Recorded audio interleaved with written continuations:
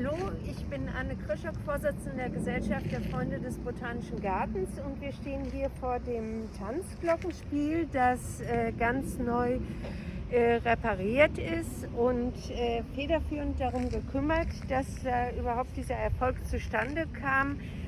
Hat sich Angela Jahns, die neben mir steht und stellvertretende Vorsitzende ist. Frau Jahns, was war denn genau an diesem Tanzglockenspiel kaputt? Weswegen musste das repariert werden? Ja, es klang einfach nicht mehr schön. Im Laufe der Jahre ist dort Dreck reingekommen, Staub, und wir pflegen das jedes Jahr, aber mit der Zeit ist es einfach abgenutzt. Das ist ja schon etwas älter. Wann ist das hier aufgebaut worden? 2004 schon. Also 2004, ja. 2004. Und an sich ist das ja aus dem Jahre 1970 Ja. erfunden worden von Ja. dem Künstler in Worpswede. genau, Alfons van Leggelo. Es kann nicht jeder dieses Tanzglockenspiel reparieren, weil das eine ganz spezielle Technik ist.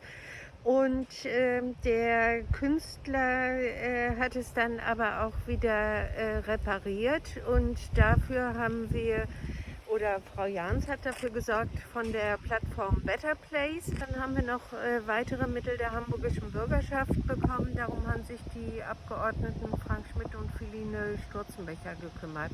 Und für wie viel Geld ist das saniert worden insgesamt? für 6.000 Euro. Für 6.000 Euro. Okay, und das Besondere am Tanzglockenspiel ist, dass man mit seinen Beinen und Füßen Musik machen kann.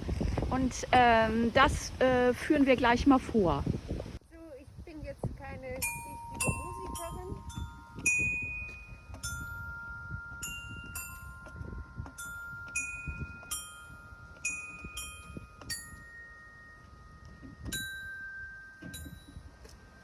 Ich glaube, das reicht. Das war kein richtiges Lied, aber man hört die wunderschönen Klänge. Und das macht halt Spaß, ne? An frischer Ja, Luft. und Und es wird sehr viel von Kindern benutzt. Das ist doch so, ne? Von jung und alt eigentlich.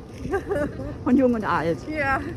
Okay, das heißt also, das Tanzglockenspiel steht wieder für die Besucherinnen und Besucher, für jung gebliebene und Ältere zur Verfügung.